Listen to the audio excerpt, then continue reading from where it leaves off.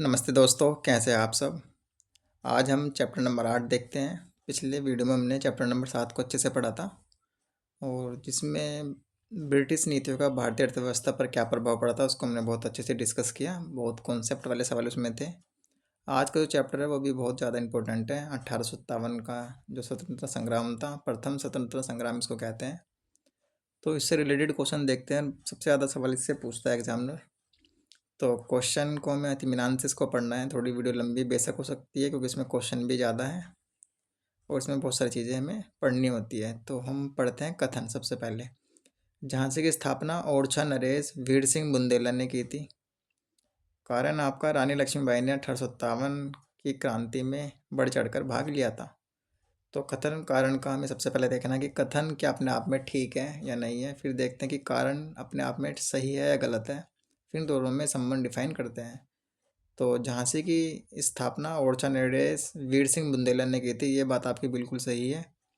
और रानी लक्ष्मीबाई ने 1857 में बढ़ चढ़ कर हिस्सा लिया था, ये भी बात ठीक है। लेकिन क्या इनमें संबंध डिफाइन हो पा रहा है, तो हम यहाँ पर क्योंकि या इसलिए लगा के देखते हैं।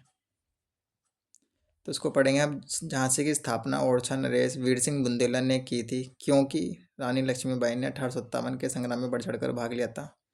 कि क्या ये बैठ रहा है? ऐसे बिल्कुल नहीं बैठ रहा है। कि क्या इस वजह से इन्होंने स्थापना की थी? तो नहीं। तो आपका ए और आर ठीक तो है, लेकिन इसकी ये व्याख्या नहीं करता है। तो ऑप्शन आपका होगा, देखिए 20 का ऑप्शन होगा, ए और आर दोनों सही है, परंतु ए की सही व्याख्या आर नहीं करता है। इंटर कनेक्ट ये आपस में नहीं हो पा रहे हैं। तो 20 का राइट आंसर है। एक्सप्लेनेशन को हम देखते हैं। उत्तर प्रदेश का जिला नगड़ झांसी 1613 ईस्वी में इसकी स्थापना की थी और ओरछा शासक थे वीर सिंह ने। 1732 ईस्वी में छत्रसाल द्वारा झांसी का प्रभुत्व पेशवा बाजीराव को सौंप दिया गया। तत्पश्चात झांसी मराठा का प्रभुत्व में रही और रानी लक्ष्मीबाई झांसी के स्वतंत्र शासक गंगाधर राव की पत्नी थी। 1857 के विद्रोह में उन्होंने भाग लिया था। दोनों कथन और कारण ठीक है, लेकिन कारण आपकी इसकी सही व्याख्या नहीं करता है, ये हमने देखा। क्वेश्चन नंबर 167 है। 1857 के प्रथम स्वाधीनता संग्राम के विषय में निम्नांकित कथनों का अध्ययन कीजिए और सही कोट का आपको चयन इसमें करना है। तो 4 ऑप्शन इसमें है। इसका नेतृत्व बहादुर शाह जफर ने किया था। फिर आप सेकंड पढ़ेंगे। 4 जून 1857 को विद्रोह का आरंभ कानपुर से हुआ था। और तीसरा स्टेटमेंट है, बैरकपुर के परेड ग्राउंड में मंगल पांडे ने जनरल हसी का हत्या कर दी थी। और चौथा है आपका, बैरकपुर की घटना के बाद विद्रोह दिल्ली से प्रारंभ हुआ।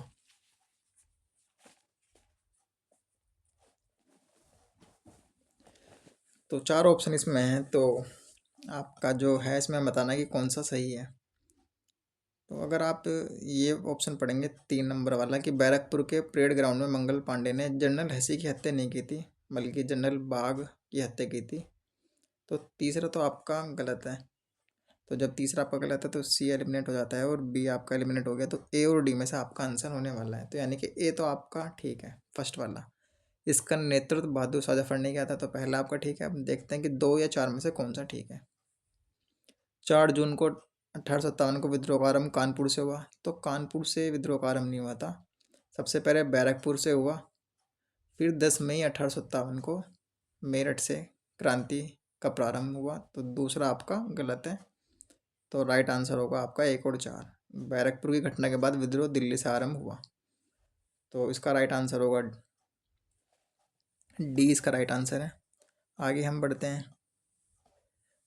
एक्सप्लेनेशन को एक बार देखते हैं। 1857 के प्रथम स्वतंत्र संग्राम का नेतृत्व मुगल शासक बहादुर शाह जफर ने किया और इस विद्रोह का आरंभ मेरठ से आरंभ होता है। देखिए 10 मई 1857 को मेरठ से क्रांति प्रारंभ हुई और 2 दिन के अंदर ही स्वतंत्रता सेनानियों ने दिल्ली को अपने कब्जे में ले लिया था 12 मई 1857 को। तो तुरंत हम दिल्ली चलो का नारा इसमें दिया गया था। तो बैरकपुर का है पश्चिम बंगाल में। बैरकपुर के परेड ग्राउंड में मंगल पांडे जो 34वीं रेजिमेंट के सैनिक थे, सिपाही थे, ने जनरल बाग की हत्या कर दी थी और बैरकपुर के बाद ही दिल्ली में विद्रोह प्रारंभ हो गया था। तो दिल्ली के पास मेरठ है, तो राइट आंसर आपने देखा डी, इसका राइट आंसर है। आगे हम बढ़ते हैं। क्वेश्चन नंबर 168 है। किसने लिखा था, इस निर्णय से इनकार करना कठिन है कि तथाकथित 1857 का प्रथम राष्ट्रीय स्वतंत्रता संग्राम न तो प्रथम था, न राष्ट्रीय था और न ही स्वतंत्रता संग्राम। तो इस तरह के स्टेटमेंट वाले क्वेश्चन कई बार एग्जाम में पूछता है कि ये कथन किसने कहा था। जो फेमस कथन है, जो प्रीवियस ईयर में पूछे गए हैं, उनको हमें याद रखना है। इसका जो राइट आंसर है वो है आर.सी. मजूमदार। इन्होंने कहा था कि तथाकथित 1857 का प्रथम राष्ट्रीय स्वतंत्रता संग्राम न तो प्रथम था, न राष्ट्रीय था और न ही स्वतंत्रता संग्राम था। तो उसका राइट आंसर होगा आर.सी. मजूमदार। अब कुछ स्टेटमेंट यहाँ पे लिखे हैं, कुछ कथन लिखे हैं और किसने ये कहा इसको हम देखते हैं।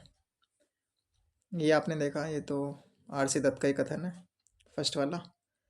फिर दूसरा देखिए, एस एस सैन ने कहा कि 1857 के विद्रोह का आरंभिक स्वरूप सैनिक विद्रोह का ही था, किंतु बाद में इसने राजनीतिक स्वरूप ग्रहण कर लिया। फिर सर सैयद अहमद खान ने क्या कहा था कि 1857 का विद्रोह एक सैनिक विद्रोह। और ये स्टेटमेंट आप अपने मेंस के एग्ज़ाम में कोट करने के लिए भी काम में आते हैं, चाहे वे किसी भी चैप्टर से रिलेटेड कथन हो, चाहे इकोनॉमिक प्रभाव से रिलेटेड हो या प्रशासनिक नीतियाँ हैं, आर्थिक नीतियाँ हैं। तो जितने भी कथन होते हैं वे एग्ज़ाम में कोट करने के काम आते हैं। एल ई रीज ने क्या कहा था, LER रीज ने, यह धर्मांधों का ईसाइयों के विरुद्ध युद्ध था। और आउटरम, सर जेम्स आउटरम ने क्या कहा था, 1857 का विद्रोह हिंदू मुस्लिम षड्यंत्र का परिणाम था। और TR होम्स ने क्या कहा था, यह बर्बरता तथा सभ्यता के बीच का युद्ध था। तो ये आपने एक्सप्लेनेशन देखी।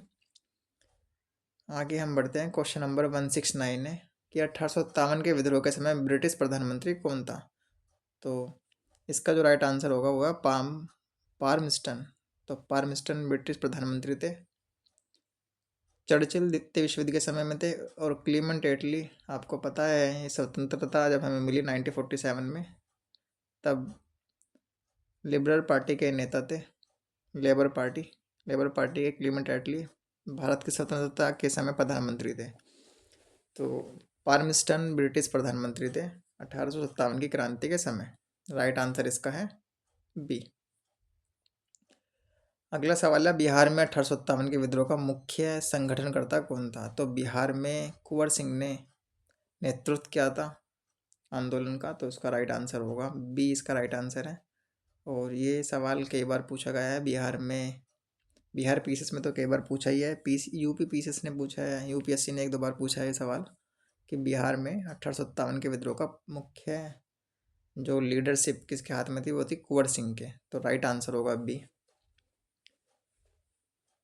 इसमें हम एक्सप्लेनेशन को देखते हैं कि बिहार में 1857 की क्रांति का नेतृत्व जगदीशपुर के जमींदार कुंवर सिंह द्वारा किया गया था। अदम्य साहस, वीरता और सेना नायकों जैसे आदर्श गुणों के कारण इन्हें बिहार का सिंह कहा गया। और बिहार में सर्वप्रथम विद्रोह का प्रारंभ दानापुर से हुआ। इसके बाद यह आरा, पटना, गया, शाहाबाद, मुजफ्फरपुर आदि जिलों में फैल गया। और विलियम टेलर और विंसेंट आयर ने इस विद्रोह का दमन किया। तो सवाल कई बार पूछता है कि किस क्षेत्र में किसने लीडरशिप, कौन नेतृत्व करता था और उनका दमन, उस विद्रोह का दमन किस नेता ने किया, किस ब्रिटिश अधिकारी ने किया, वो पूछता है। आगे हम देखेंगे, एक लिस्ट भी इसमें दे रखी है, उसको हम पढ़ेंगे। अब क्वेश्चन नंबर 171 है कि 1857 की घटना के बाद किसने यह कहा था कि यह सैनिक विद्रोह से बहुत बड़ा था, किंतु एक प्रथम स्वतंत्रता संग्राम से बहुत कम।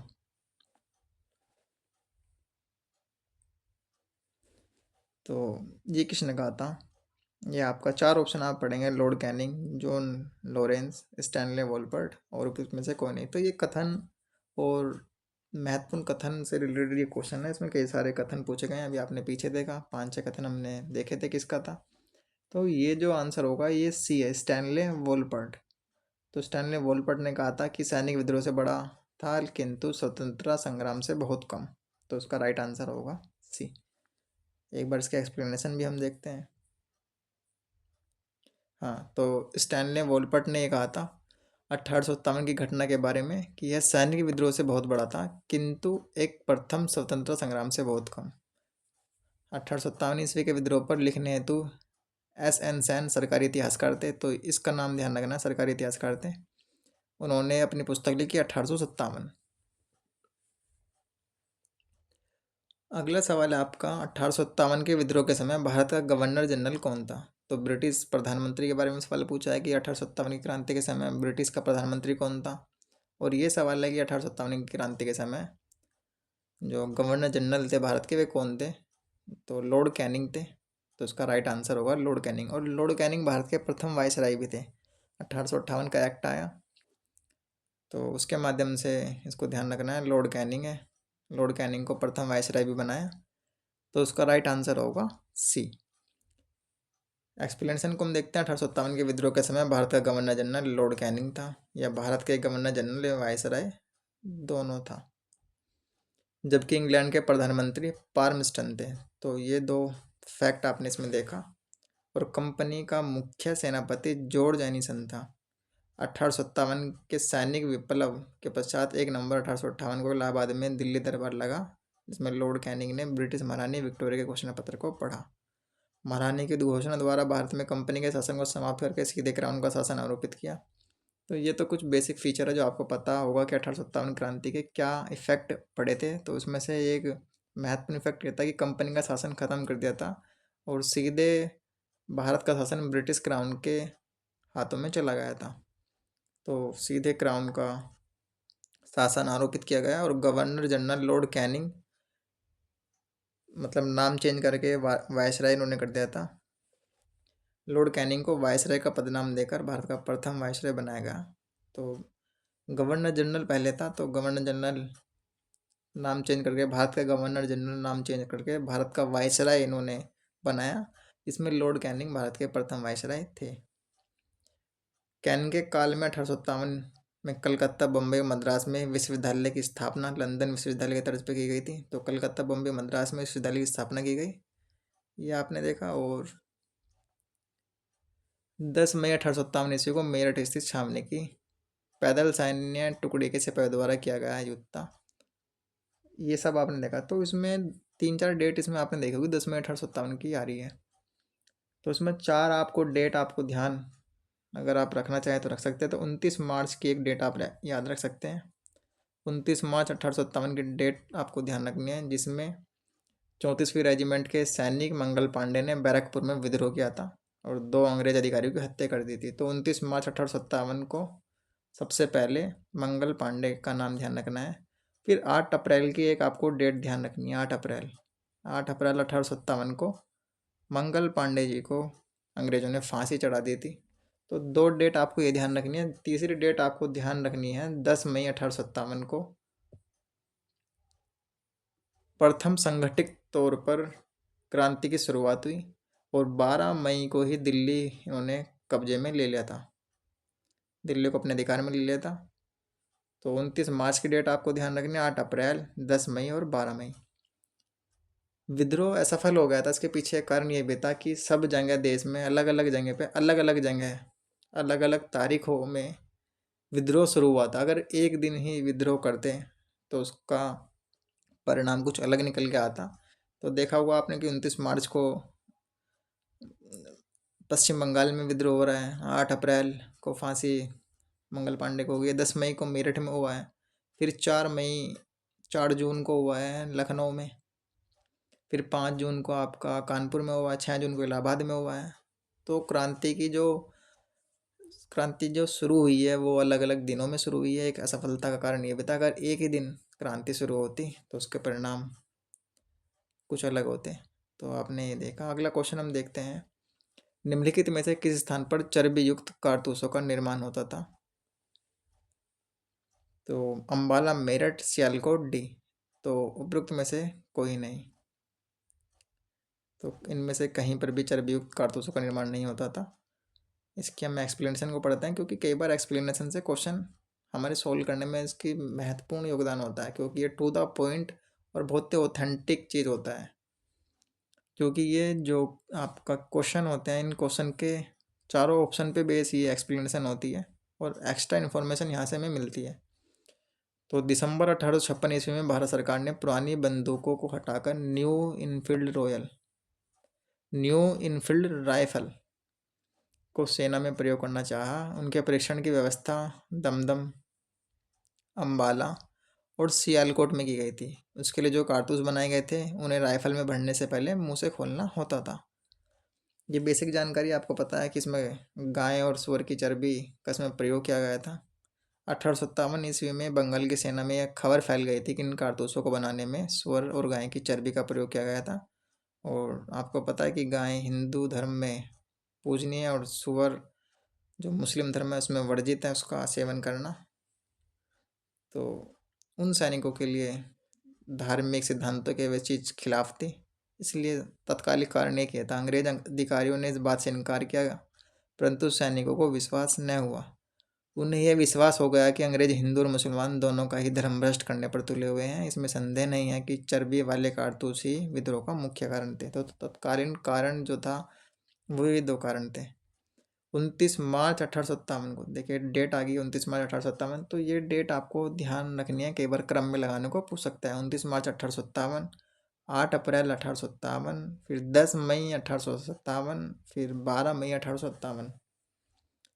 तो 29 मार्च 1857 को 34वीं रेजिमेंट बैरकपुर के मंगल पांडे ने अपने साथियों से विद्रोह के लिए आह्वान किया और लेफ्टिनेंट बाग की हत्या इन्होंने कर दी थी। 2 व्यक्तियों की हत्या इन्होंने की, लेफ्टिनेंट बाग से ध्यान रखना है, और एक मेजर हुडसन थे, इनकी गोली मारकर इन्होंने हत्या कर दी थी। और इसके परिणामस्वरूप मंगल पांडे को 8 अप्रैल को उन्होंने फांसी दी और 34वीं रेजिमेंट को उन्होंने भंग कर दिया था ब्रिटिश गवर्नमेंट ने। तो यहाँ से आपने इन्फॉर्मेशन देखी। अगला सवाल है 1857 विद्रोह के समय बैरकपुर में कौन ब्रिटिश कमांडिंग ऑफिसर था? तो हेड से ब्रिटिश कमांडिंग ऑफिसर थे। राइट आंसर इसका सी है। आगे हम बढ़ते हैं।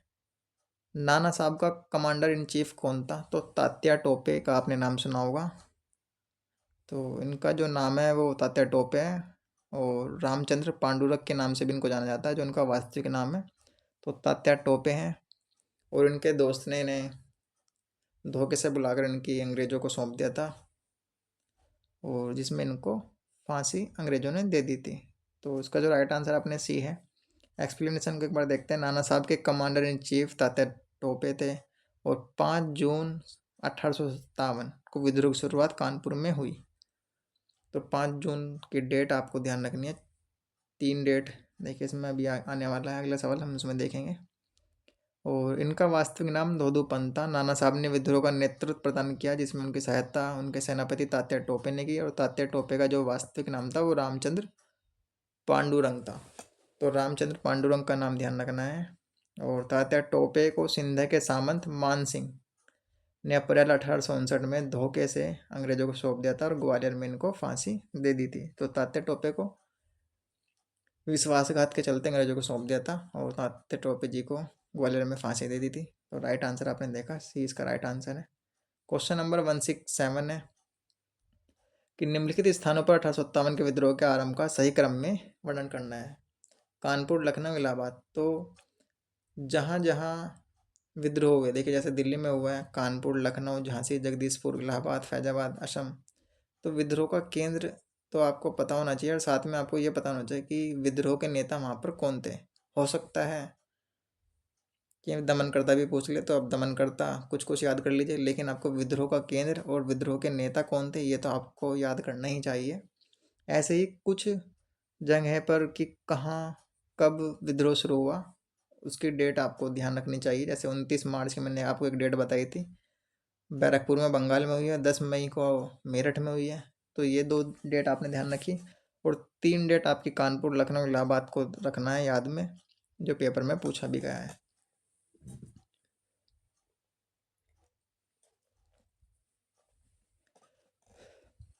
तो इसको कैसे ध्यान रखना है। लखनऊ में 4 जून 1857 को क्रांति हुई। तो सबसे पहले लखनऊ को ध्यान रखना। लखनऊ देश की वो यूपी की राजधानी है लखनऊ। तो लखनऊ के बाद कानपुर, और कानपुर के बाद इलाहाबाद। तो आप इसको ऐसे भी याद रख सकते हैं कि पहले लखनऊ, फिर इलाहाबाद, और बीच में कानपुर आपके। अगर आपको याद ऐसे भी डेट भी ना याद हो रही हो तो आप ऐसे क्रम से याद कर सकते हैं कि पहले लखनऊ आएंगे, लखनऊ के बाद कानपुर। तो 2 के बाद 1 है, तो 20 का राइट आंसर है। लेकिन हम इसकी डेट याद करेंगे, क्योंकि कई बार हो सकता है कि 4-5 पूछ ले। तो लखनऊ का है 4 जून, लखनऊ 4 जून है। कानपुर 5 जून है और इलाहाबाद 6 जून है। तो ऐसे आपको ध्यान रखना है कि लखनऊ के बाद कानपुर जाएंगे हम, कानपुर के बाद इलाहाबाद है। लखनऊ कानपुर, लखनऊ कानपुर और आपके इलाहाबाद, LKA। तो इसकी डेट हम देखते हैं, इसमें लिखा है देखिए, मेरठ में 10 मई 1857 में, और दिल्ली में 11 मई 1857, और लखनऊ आपके 4 जून में है, कानपुर 5 जून में है, और प्रयागराज 6 जून। तो 4, 5, 6। तो ये 3 डेट आपको याद इसमें करनी है। आगे हम बढ़ते हैं, क्वेश्चन नंबर 177 है, निम्नलिखित में से 1857 के किस नेता के सिर पर 50,000 का इनाम था? तो नाना साहब कुंवर सिंह है, तात्या टोपे और फैजाबाद का मौलवी। तो अहमद उल्ला फैजाबाद के मौलवी थे। तो इन पर 50,000 का इनाम ब्रिटिश गवर्नमेंट ने रखा था 1857 क्रांति के समय। तो इसका राइट आंसर होगा डी। 1857 के विद्रोह के दौरान अंग्रेजों के विरुद्ध जिहाद का प्रचार मौलवी अहमदुल्ला शाह ने किया था। और इनके बारे में इन्हें कहा कि अदम्य साहस के गुण से परिपूर्ण और दृढ़ संकल्प वाले व्यक्ति, विद्रोही में सर्वोत्तम सैनिक थे। और अहमदुल्ला की गतिविधियों से अंग्रेज इतने चिंतित थे कि उन्हें पकड़ने के लिए 50,000 का नगद इनाम पर रखा था। तो उसका राइट आंसर डी है, अहमदुल्ला इसका आंसर हुआ। अगला सवाल हम देखते हैं, 1857 के विद्रोह के निम्नलिखित स्वतंत्रता संग्राम सेनानियों में से किसे महकपरी की पदवी दी गई थी? तो 4 आपके ऑप्शन है, जीनत महल, हजरत महल, लक्ष्मीबाई। तो हजरत महल को महकपरी की पदवी दी गई थी। और बेगम हजरत महल कौन थी? नवाब वाजिद अली शाह की पत्नी थी, जो अवध के नवाब, अंतिम नवाब थे अवध के वाजिद अली शाह। तो उनकी ये पत्नी थी बेगम हजरत महल। तो उनको ये पदवी दी गई थी महकपरी की। तो राइट आंसर है बी। देखिए अगला क्वेश्चन हम देखते हैं, 1857, पहले एक्सप्लेनेशन को हम देखते हैं। 1857 के विद्रोह में लखनऊ 4 जून 1857 बेगम हजरत महल के नेतृत्व इन्होंने संभाला, जहां आपदस्त नवाब के प्रति लोगों में गहरी सहानुभूति थी, और उनके बेटा बिरजिस कादिर को वहाँ का नवाब घोषित किया गया। तो बिरजिस कादिर को वहाँ नवाब घोषित किया गया, और सारे महत्वपूर्ण पदों पर मुसलमानों और हिंदुओं की नियुक्ति की गई, और बेगम हजरत महल को महकपरी की पदवी दी गई थी। तो ये आपने देखा। अगला क्वेश्चन हम देखते हैं, बहुत ही इंपॉर्टेंट ये क्वेश्चन है कि निम्नलिखित में से किसका नाम 1857 के विद्रोह से नहीं जुड़ा है? ये बहुत फैक्ट क्वेश्चन है। कर्नल सेठ लेगर, लेफ्टिनेंट कर्नल गिब्बस और कर्नल वैलेस। तो ऐसे नाम आप कैसे ध्यान रखेंगे? देखिए ध्यान, आप इसको मल्टीपल आप रिवीजन लगाएंगे तो बस आपको इतना ध्यान रखना है कि डी, इनमें से किसी का भी नाम नहीं जुड़ा हुआ। क्योंकि देखिए कितनी बार ये पूछा गया है एग्जाम में। PCS ने 2010 में पूछा, 2018 में पूछा, RO में पूछा, 2016 में, ये सब है। तो कितनी बार ये पूछा है, बस हमें कॉपी करेगा सेम। तो हमें ध्यान रखना है कि ऐसा अगर सवाल आएगा कि विद्रोह से कौन सा नाम नहीं जुड़ा है, तो उपयुक्त सभी कि इनमें से कोई नहीं। इसकी आप 5-7 बार रिवीजन लगाएंगे इस चैप्टर की, तो आपको ये माइंड में बैठ जाएगा। क्योंकि आपकी जो देखने की क्षमता है, ये आपकी मेमोरी में बिल्कुल इसको कॉपी कर लेगा चित्र के रूप में। तो ABC इसका, डी उपरोक्त सभी, इनमें से कोई नाम नहीं जुड़ा था। तो आपने देखा इसका राइट आंसर डी है। और जो मैं आपको बता रहा था कि विद्रोह का केंद्र और विद्रोह नेता और दमनकर्ता, तो ये आपको याद करना चाहिए सूची कि दिल्ली में विद्रोह का नेता कौन थे? तो बहादुर शाह द्वितीय, नवाब हामिद अली खां। तो ये 2 नाम आपको ध्यान रखने हैं, क्योंकि आगे क्वेश्चन इसमें आएंगे कि दिल्ली में विद्रोह का नेता कौन थे। कानपुर में अजीमुल्ला खां, नाना साहब और तात्या टोपे, ये 3 व्यक्ति थे। लखनऊ में बेगम हजरत महल तो लड़ ही रही थी, साथ में उनके बेटा बिरजिस कादिर और मौलवी अहमद उल्ला। आपने देखा था मौलवी अहमद उल्ला पर 50,000 का इनाम उन्होंने रखा।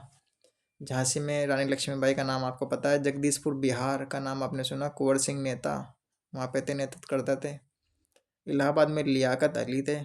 फैजाबाद में मौलवी अहमद उल्ला, ये जो लखनऊ में साथ में थे बेगम हजरत महल की, तो फैजाबाद में भी यही थे। असम में कौन थे? असम का नाम ध्यान रखना है, क्योंकि नॉर्थ ईस्ट का ये एरिया है। मनीराम दीवान का नाम आपको ध्यान रखना है। पियाली बरुआ और करदपेश्वर सिंह। बिहार में आपको पता है कुंवर सिंह का नाम आपको ध्यान रखना है। जगदीशपुर बिहार या आरा बिहार का जहाँ नाम आएगा वहाँ कुंवर सिंह का आपको नाम लेना है। और बरेली में कौन थे? खान बहादुर खां और बखत खां। तो विद्रोह का केंद्र, विद्रोह नेता, ये कई बार रिपीट है एग्जाम में, तो ये आपको ध्यान रखना है। हो सके तो दमनकर्ता का नाम भी आप याद कर सकते हैं। अब देखिए जैसे अगला क्वेश्चन आ गया 180 का, क्रांतिकारियों के नाम है और स्थान दे रखे हैं, आपको लगाना है। देखिए अगर आपको याद होगा तो आप तब इसको लगा सकते हैं। नाना साहब हैं, नवाब हामिद अली खान, मौलवी अहमद उल्ला, मनीराम दीवान, और दिल्ली, कानपुर, लखनऊ, असम। तो आपने देखा था कि असम, मैंने बताया था कि नॉर्थ ईस्ट का एक नाम आपको तो ये ध्यान रखना है क्योंकि असम में। तो मनीराम दीवान नॉर्थ ईस्ट में, असम में इन्होंने नेतृत्व किया। तो डी का आपका 4 होगा। तो डी का 4 है तो सबसे पहले हम इसको ही देखते हैं ऑप्शन में, डी का 4 कहाँ पर है। बी और डी में है। देखिए बी में है और डी में है। ए तो हट गया आपका, सी हट गया, 50-50 तक हम पहुँच चुके हैं। और नाना साहब आपको पता है कि कानपुर में लड़ रहे थे, तो ए का 2 है। तो ऐसे ही क्वेश्चन को हमें सोल्व करना है, एक एक को उठाना है और ऑप्शन हमें एलिमिनेट करने हैं। तो ए का 2 है, ए का 2 किस में है, केवल डी में है, तो उसका डी राइट आंसर हुआ। तो ऐसे हमें आंसर निकालना है, लेकिन हमें ये बी सी ये सारे याद करने हैं। जितने नाम देखिए इस सूची में दे रखे हैं, ये सारे नाम हमें ध्यान याद करने हैं और उनके विद्रोह के नेताओं के नाम याद करने हैं। और हो सके तो दमनकर्ता का भी नाम आप याद कर लीजिए, क्योंकि बार बार ये पूछता है। अगला सवाल है, निम्नलिखित में से किन ब्रिटिश अधिकारियों ने लखनऊ में अपना जीवन खोया था। तो 4 ऑप्शन देखिए, general John Nicholson. John Nicholson ने दिल्ली में अपना जीवन खोया था। तो एक तो नहीं है आपका, जनरल नील, हैवलॉक और लॉरेंस। तो 2, 3, 4 इन तीनों ने लखनऊ में अपने प्राण त्याग दिए थे। तो 2, 3, 4 इसका राइट आंसर होगा। ऑप्शन में हम देखते हैं कहाँ है। देखिए सी इसका राइट आंसर है, सी इसका राइट आंसर है। जनरल नील, हैवलॉक और लॉरेंस की मौत लखनऊ में हुई थी, जबकि जनरल निकलसन की मृत्यु दिल्ली में हुई थी। तो इसका ध्यान रखना है, पीछे 2008 में ये पूछा है। अगला सवाल है, बहुत अच्छा सवाल है ये भी, कि सूची 1 को सूची 2 से आपको मिलाना है। लक्ष्मीबाई, तात्या टोपे, नाना साहब, बहादुर शाह। सूची 2 देखिए, रंगून, निर्वासित रंगून कहाँ है आपके, म्यांमार, बर्मा में, नेपाल। पलायित, गिरफ्तार हुए और फांसी पर लटकाई गई, युद्ध में मारी गई। तो लक्ष्मीबाई युद्ध में मारी गई, तो आपको पता है ए का तो 4 है ही। तो सबसे पहले हम देखते हैं ए का 4 किस ऑप्शन में है। तो ए में तो नहीं है, ना ही बी में है, तो सी या डी में से आंसर होगा। फिर हम देखते हैं, देखिए तात्या टोपे को फांसी पर लटका दिया था, आपको पता है। तो ए का आपने देखा 4, बी का है 3rd, बी का 3rd आप देखेंगे तो सी में है, तो सी आपका राइट आंसर हुआ। तो सी आंसर हो गया। नाना साहब को नेपाल, तो नाना साहब को नेपाल पलायित हो गए थे और बहादुर शाह जफर रंगून को निर्वासित होना पड़ा था। तो राइट आंसर सी है। तो लक्ष्मीबाई युद्ध में मारी गई थी, तात्या टोपे को फांसी इन्होंने दे दी थी, नाना साहब नेपाल पलायन कर गए थे और बहादुर शाह रंगून निर्वासित हो गए थे। तो इसका राइट आंसर आपने देखा, सी इसका राइट आंसर है। आगे बढ़ते हैं। अगला सवाल है, सन 1857 के बरेली विद्रोह का नेता कौन था। तो खान बहादुर। तो राइट आंसर होगा इसका ए इसका राइट आंसर है। बरेली में खान बहादुर खान ने विद्रोह का नेतृत्व किया और संपूर्ण रुहेलखंड के यही नेता थे। और कैंपबेल ने यहाँ के विद्रोह को समाप्त किया और खान बहादुर को फांसी की सजा इन्होंने दे दी थी। और विद्रोह के समय इंग्लैंड में प्रधानमंत्री पार्मिस्टन थे, ये तो आपने देख लिया पिछले सवाल में था। और भारत का गवर्नर जनरल लॉर्ड कैनिंग था। और विद्रोह के समय कंपनी का मुख्य सेनापति जॉर्ज एनिसन था। तो ये फैक्ट आप पीछे भी देख चुके हैं, ये आपका रिवीजन यहाँ से हो गया। अगला सवाल है, 1857 के स्वाधीनता संग्राम की वीरांगना महारानी लक्ष्मीबाई की जन्मस्थली कहाँ थी। तो वाराणसी। राइट आंसर है इसका सी, वाराणसी थी।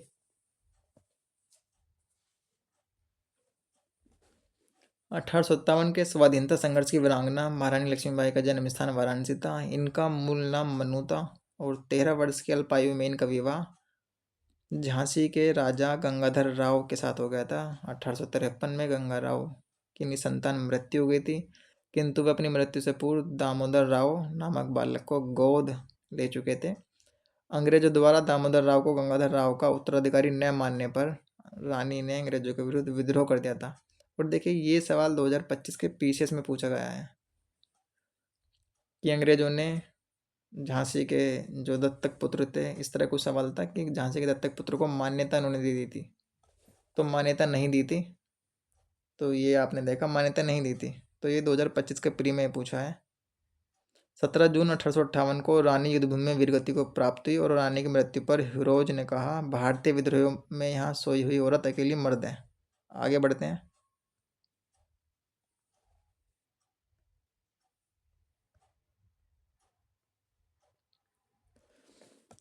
सवाल है कि अपने पुत्र के स्थान पर दूसरे उत्तराधिकारी को गोद लेने के अधिकार को पुनः स्थापित किया था। तो चार ऑप्शन आप पढ़ेंगे कि 1858 के भारत सरकार के अधिनियम ने, लॉर्ड कैनिंग ने, 1860 में सनद के जारी किए जाने से, 1858 की साम्राज्य की घोषणा ने। तो जो रानी थी उनकी घोषणा ने ये बात की थी, तो राइट आंसर इसका होगा डी। तो अपने पुत्र के स्थान पर दूसरे उत्तराधिकारी को गोद लेने के अधिकार को पुनः स्थापित उन्होंने कर दिया था, तो वहाँ की महारानी ने कर दिया था। डी इसका राइट आंसर है। 1 नवंबर 1858 को साम्राज्य की घोषणा में भारतीय नरेशों को आश्वासन दिया गया कि उनके राज्य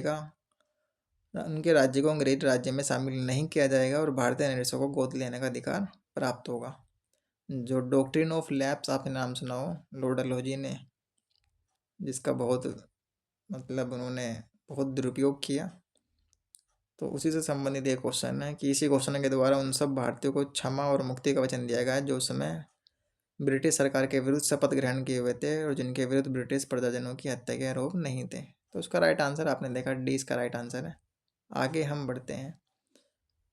अगला सवाल है, निम्नलिखित नीतियों में से कौन सी एक नीति 1857 के विद्रोह के बाद अंग्रेजों ने देशी राज्यों के प्रति अपनाई थी।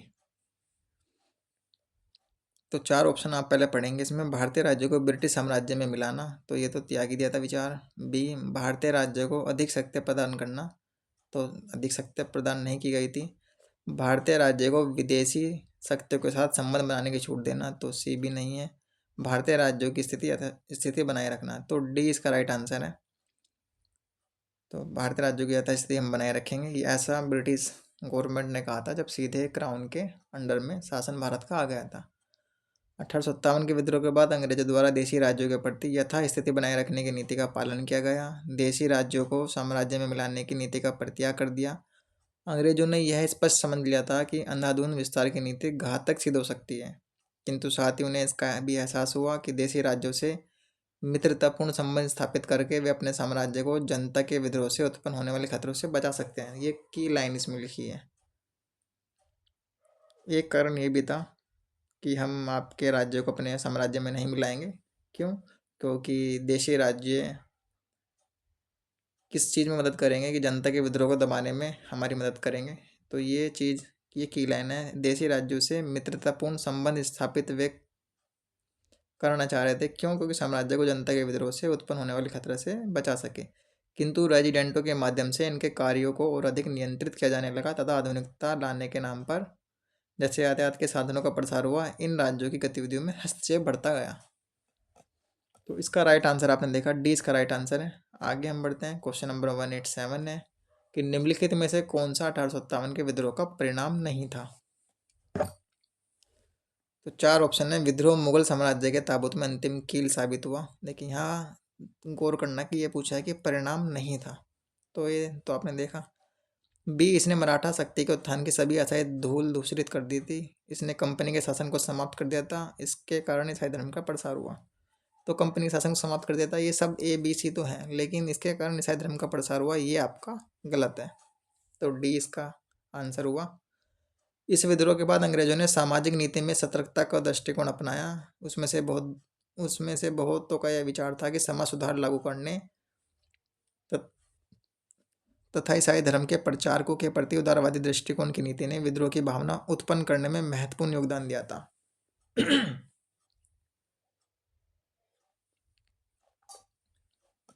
उन्होंने यह सोचा कि यहाँ के लोगों की परंपराओं तथा पूर्वाग्रहों को ध्यान रखना श्रेयस्कर है तथा उनका उद्देश्य शांति बनाए रखना होना चाहिए। ईसाई धर्म से संबंधित स्कूलों को भी सहायता देना उन्होंने बंद कर दिया था। तो डी इसका राइट आंसर आपने देखा। अगला सवाल है, 1857 की क्रांति से पूर्व ब्रिटिश और भारतीय सेना का देश में क्या अनुपात था। तो ब्रिटिश और भारतीय सेना का अनुपात 1:5। तो 20 का राइट आंसर है। 1:5। 1857 की क्रांति के पहले ब्रिटिश और भारतीय सैनिकों का अनुपात 1:5 है। क्रांति के पूर्व यूरोपीय सैनिकों की संख्या 40,000 थी और भारतीय सैनिकों की संख्या 2,38,000 थी। लेकिन बाद में इन्होंने यूरोपीय सैनिकों की संख्या को बढ़ाया और भारतीय सैनिकों की संख्या को घटाया था। तो रेशो आपने देखा इसका। अगला सवाल है, 1857 की क्रांति के आरंभ के पूर्व निम्नलिखित में से कौन भारतीय सैनिकों में आक्रोश का कारण नहीं था? तो 4 ऑप्शन है आपके, देखिए अच्छे से इसको पढ़ना है कि यहाँ पूछा है कि आक्रोश का कौन सा कारण नहीं था। तो भारतीय सैनिकों का वेतन कम था, ये तो कारण था। उनकी पदोन्नति सूबेदार के पद तक ही सीमित थी। भेदभाव मूलक पद वे करते थे। आपत्तिजनक पशु की चर्बी से चिकनी की गई कारतूसें, ये भी ठीक है। और सेना में गैर ब्राह्मण की रसोई के रूप में नियुक्ति। तो डी इसका राइट आंसर है। आक्रोश का कारण डी नहीं था, जबकि ए बी सी ये सब थे। एक बार हम एक्सप्लेनेशन को देख लेते हैं कि 1857 ईस्वी के विद्रोह के पूर्व भारतीय सैनिकों में आक्रोश के निम्नलिखित कारण थे। पहला, भारतीय सैनिकों का वेतन बहुत कम ही देते थे और भारत के जो सैनिक थे उनकी पदोन्नति नहीं करते थे, केवल सूबेदार के पद तक ही वे सीमित थे। उच्च पदों पर उनकी नियुक्ति नहीं होती थी। थर्ड है, बिना अतिरिक्त भत्ता दिए सैनिकों को युद्ध के लिए दूसरे देशों में भेजा जाता था और सैनिकों की निःशुल्क डाक सुविधा भी इन्होंने समाप्त कर दी थी। और आपत्तिजनक पशु की चर्बी से वे कारतूस वे बनाते थे। तो ये मुख्य कारण थे। अगला सवाल है, 1857 के विद्रोह के पश्चात परिवर्तित स्थिति में ब्रिटिश सेना के विषय में निम्नलिखित में से कौन सी बात सही नहीं है? इसको गौर करना है। 4 ऑप्शन है। बंगाल, बम्बई, मद्रास की 3 सेवाओं का पार्थक्य मतलब अलग कर दिया। बंगाल, बम्बई, मद्रास की तीनों सेनाओं को अलग कर दिया। यूपी के ब्राह्मण तत्व को बढ़ा दिया गया। भारतीयों के अनुपात में यूरोपीय सैन्य दल में वृद्धि हुई, अफसर यूरोपीय ही बने रहे। तो इसका जो राइट आंसर होगा, यूपी के ब्राह्मण तत्व को बढ़ा दिया। तो ये बात सही नहीं है, जबकि ये सब परिवर्तन उन्होंने किए थे। ACD। अगला सवाल है, किस समकालीन ब्रिटिश सांसद ने 1857 ईस्वी के विद्रोह को राष्ट्रीय विद्रोह की संज्ञा दी थी? तो ये की पॉइंट है। राष्ट्रीय विद्रोह की संज्ञा देखिए, डिजराइली इसका राइट आंसर है। तो ब्रिटिश कंजर्वेटिव पार्टी के सांसद, इसको हम एग्जाम में कोट कर सकते हैं, जो मेंस का एग्जाम होते हैं वहाँ पर, कि ब्रिटिश कंजर्वेटिव पार्टी के सांसद बेंजामिन डिजराइली ने कहा, साम्राज्य का उत्थान और पतन चर्बयुक्त कारतूसों के कारण नहीं होता। इस प्रकार के परिणाम पर्याप्त कारणों के संचित होने से है, अतः ये एक राष्ट्रीय विद्रोह है। तो आपने देखा, ये राष्ट्रीय विद्रोह था। अगला सवाल है, वर्ष 1857 के विद्रोह से निम्न में से कौन संबंधित नहीं था? तो बेगम हजरत महल तो संबंधित थी, कुंवर सिंह, मोहम्मद अहमदुल्ला भी संबंधित थे, तो उधम सिंह संबंधित नहीं थे, ये तो क्रांतिकारी थे। ठीक है। तो 1857 के विद्रोह के दौरान देश के अलग अलग क्षेत्रों में अलग अलग नेतृत्व करते थे। बेगम हजरत महल लखनऊ में संभाली थी बागडोर, उनका पुत्र था विरजिस कादिर। फैजाबाद में अहमदुल्ला शाह थे नेतृत्व करता। तो ये सब आपने डेटा पहले ही देख चुके हैं। कुंवर सिंह तो बिहार में थे। और उधम सिंह इस आंदोलन से संबंधित क्रांतिकारी नहीं थे, इन्होंने तो डायर को लंदन में गोली मारी थी। ये आगे हम पढ़ते हैं। देखिए अगला क्वेश्चन है, कथन और कारण का है। 1857 में प्रथम स्वतंत्रता संग्राम ब्रिटिश सरकार से स्वतंत्रता प्राप्त करने में असफल रहा। तो हाँ, बिल्कुल ये बात सही है।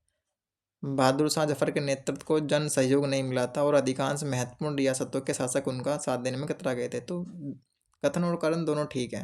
अब हम क्यों किया इसलिए आगे देखते हैं कि 1857 में प्रथम स्वतंत्रता संग्राम ब्रिटिश सरकार से स्वतंत्रता प्राप्त करने में सफल रहा, क्योंकि बहादुर शाह जफर के नेतृत्व को जनसहयोग नहीं मिला और अधिकांश महत्वपूर्ण रियासतों के शासक उनका साथ देने में कतरा गए। तो देखिए, कारण कथन की सही व्याख्या ये कर रहा है, क्योंकि इसी वजह से तो ये असफल रहा था, क्योंकि बहुत सारे लोगों ने अंग्रेज़ों का साथ दिया, जमींदारों ने, बहुत सारी रियासतों ने, उनमें एकजुटता नहीं थी क्रांतिकारियों में, जो स्वतंत्रता सेनानी थे 1857 के। तो ए और आर दोनों सही है और आर ए की सही व्याख्या करता है। तो इसका राइट आंसर होगा ए। 1857 के विद्रोह में स्वतंत्रता सेनानियों ने बहादुर शाह को उसका नेतृत्व सौंपा, और किंतु बहादुर शाह को अन्य रियासतों के शासकों का सहयोग नहीं मिला था तथा स्वयं जनता ने भी उनका साथ देना नहीं चाहा, जिससे विद्रोह असफल हो गया। आगे बढ़ते हैं। अगला सवाल है, किसने कहा था कि मेरठ का विद्रोह गर्मी की आंधी की भांति अचानक एवं अल्पकालिक था? तो सुरेंद्र सेन ने कहा था। राइट आंसर होगा इसका ए। 1857 ईस्वी के प्रथम स्वाधीनता संग्राम के सरकारी इतिहासकार डॉक्टर सुरेंद्र नाथ सेन थे। तो ये तो ब्रिटिश गवर्नमेंट के पक्ष में लिखेंगे। भारत सरकार ने 1857 ईस्वी के स्वतंत्रता संग्राम पर अधिकृत इतिहास लिखने को कहा और इतिहासकार सुरेंद्र नाथ सेन ने कहा कि मेरठ का विद्रोह गर्मी की आंधी की भांति अचानक और अल्पकालिक था। एस एन सेन की पुस्तक का नाम है 1857, 1857। तो सवाल ये भी पूछ सकता है कि सुरेंद्र नाथ सेन कौन थे? तो ब्रिटिश इतिहासकार थे, ऐसा पूछ सकता है। 1857 की क्रांति में सरकारी इतिहासकार कौन था? तो डॉक्टर सुरेंद्र नाथ सेन, ऐसे भी पूछ सकता है। तो ये ध्यान आपको रखना है, ये वाला नाम। अगला सवाल है, 1857 के विद्रोह के दौरान बहादुर शाह ने किसे साहब ए आलम बहादुर खिताब दिया था? तो बखत खान। तो बखत खान ने नेतृत्व, बड़े पैमाने पर नेतृत्व इन्होंने किया, तो इसी वजह से साहब ए आलम बहादुर खान का खिताब बखत खान को इन्होंने दिया। तो राइट आंसर सी है इसका। 1857 के विद्रोह के दौरान बहादुर शाह ने बखत खान को उनके सैन्य नेतृत्व से प्रभावित होकर साहब ए आलम बहादुर खिताब इन्हें दिया। अगला क्वेश्चन है, 1857 के स्वतंत्रता संग्राम से संबंधित पहली घटना थी। तो 4 ऑप्शन आप हैं, इसको पढ़िए। कानपुर में विद्रोह और नाना साहब का नेतृत्व संभालना, बी बेगम हजरत महल और अवध का नेतृत्व, सैनिकों का दिल्ली के लाल किले पर पहुंचना और झांसी की रानी का विद्रोह। तो ये जो क्वेश्चन है ये सब डेट वाला है कि 4 मई को आपका लखनऊ में हुआ, 5 मई कानपुर, 6 मई आपका इलाहाबाद। तो इसमें से हमें बताना है कि सबसे पहली घटना कौन सी हुई। तो बेगम हजरत महल, कानपुर, झांसी की रानी का विद्रोह सब बाद में। तो सबसे पहले हुआ सैनिकों का दिल्ली के लाल किले पर पहुंचना, तो उसका राइट आंसर होगा सी।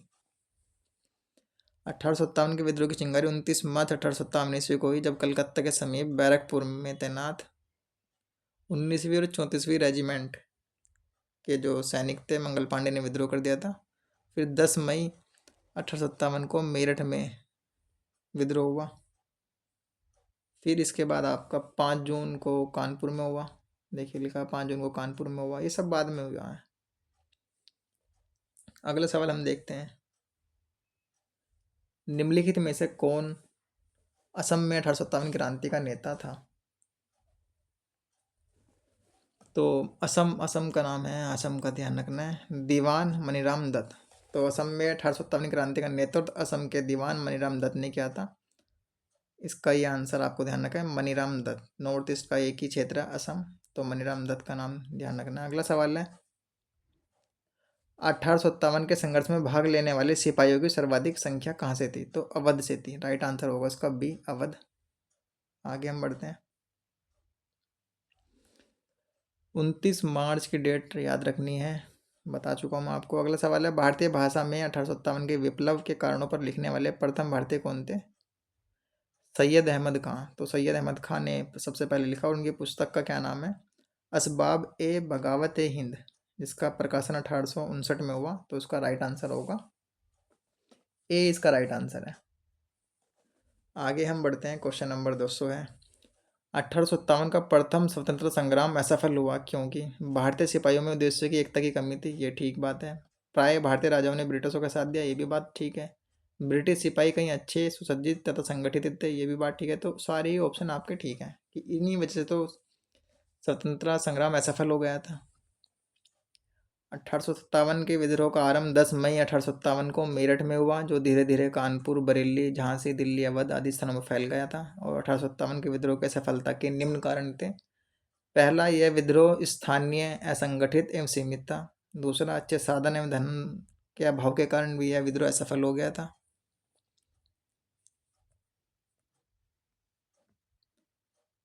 और भारतीय सिपाहियों में उद्देश्य की एकता की कमी थी और भारतीय राजाओं ने ब्रिटिशों का साथ दिया था, और सैनिक दुर्बलता भी इसका एक महत्वपूर्ण कारण था। और इस विद्रोह में राष्ट्रीय भावना एवं उचित नेतृत्व का भी अभाव था। तो बहुत सारे कारण थे जो आप पढ़ते हैं। अगला सवाल है, 1857 की क्रांति के बारे में निम्नलिखित में से कौन सी एक अवधारणा सही है? तो 4 ऑप्शन है, इसको पढ़ेंगे हम। भारतीय इतिहासकारों ने इसे भारतीय विद्रोह के रूप में वर्णित किया, ब्रिटिश इतिहासकारों ने इसे स्वाधीनता संग्राम का, इसने भारत में ईस्ट इंडिया कंपनी की शासन प्रणाली को अमृतप्राय बना दिया और यह क्रांति भारत में प्रशासनिक तंत्र को सुधारने हेतु कही गई थी। तो सबसे बेस्ट ऑप्शन इसका है सी, क्योंकि 1857 की क्रांति का सबसे महत्वपूर्ण प्रभाव क्या पड़ा था कि ब्रिटिश ईस्ट इंडिया कंपनी को समाप्त कर दिया था और सीधे भारत का शासन ब्रिटिश क्राउन के हाथों में चला गया था। तो इसका राइट आंसर होगा सी। 1857 के विद्रोह का एक तत्कालीन प्रभाव यह हुआ कि ईस्ट इंडिया कंपनी के शासन का समाप्त कर दिया तथा भारत की सरकार का कार्य सीधे ब्रिटिश सम्राट की सरकार द्वारा किया जाने लगा। इससे केवल भारत पर नियंत्रण करने वाले खर्च में परिवर्तन आया और ब्रिटिश सरकार की नीतियों पर कोई विशेष प्रभाव नहीं पड़ा। आगे हम देखते हैं क्वेश्चन नंबर 202 है, ठाकुर कौशल सिंह जो 1857 के विद्रोह से जुड़ गया और जिसने अंग्रेजी सेना को हरा दिया, कहाँ का प्रमुख था? तो आउवा। आउवा इसका राइट आंसर है। अगला सवाल है, किसने कहा कि 1857 की क्रांति हिंदू मुस्लिम षड्यंत्र का प्रतिफल था? तो जेम्स आउटरम ने। तो जेम्स आउटरम वही है जिन्होंने अवध पर कुशासन का आरोप लगाकर 1856 में मिला लिया था। तो इसका राइट आंसर होगा डी। जेम्स आउटरम के अनुसार 1857 की क्रांति हिंदू मुस्लिम षड्यंत्र का प्रतिफल था। 1857 की क्रांति 10 मई 1857 को मेरठ से हुई थी, इसलिए मेरठ को क्रांति नगरी के नाम से जाना जाता है। अगला सवाल है, वर्ष 1857 में शिक्षा के क्षेत्र में निम्न में से कौन सी महत्वपूर्ण घटना घटी थी? तो उसका जो राइट आंसर होगा, कलकत्ता मद्रास बम्बई विश्वविद्यालय की स्थापना की गई थी दिल्ली लंदन विश्वविद्यालय की तर्ज पर। तो उसका राइट आंसर है डी। आगे हम देखते हैं क्वेश्चन नंबर 205 है, लॉर्ड कैनिंग द्वारा महारानी की 1858 की घोषणा को एक विशेष दरबार में कहाँ पढ़ा गया था? तो इलाहाबाद में पढ़ा गया था। ये आपने देखा, पीछे भी एक एक्सप्लेनेशन में आया था इलाहाबाद। 1 नवंबर 1858 को लॉर्ड कैनिंग ने इलाहाबाद के मिंटा पार्क में रानी विक्टोरिया घोषणा पत्र को पढ़ा था और यह घोषणा 1857 के विद्रोह का प्रतिफल था। इसके द्वारा यह भरोसा दिलाया गया था कि भारतीयों के साथ कोई भी हम भेदभाव नहीं करेंगे, ना जाति के आधार पर, धर्म, रंग और प्रजाति के आधार पर कोई भेदभाव नहीं करेंगे। और भारतीय राजाओं को विश्वास दिलाया गया, भाई आपके उत्तराधिकारी के नियम हम आप पे थोपेंगे नहीं, आप जिसे चाहें दत्तक पुत्र स्वीकार कर सकते हैं। तो ये आपने देखा 1857 की क्रांति के विद्रोह से संबंधित सवाल थे। थोड़ी वीडियो लंबी हो गई है इसमें, क्योंकि बहुत सारे सवाल पूछे गए हैं। जो हम नेक्स्ट वीडियो लेकर आने वाले ये भी बहुत इंपॉर्टेंट है, ट्राइबल विद्रोह। बहुत सारे से सवाल एग्जाम में पूछता है। आपको वीडियो अच्छी लगी तो प्लीज़ मुझे कमेंट करके बताना। नेक्स्ट वीडियो मिलते हैं, तब तक के लिए थैंक यू फॉर वॉचिंग।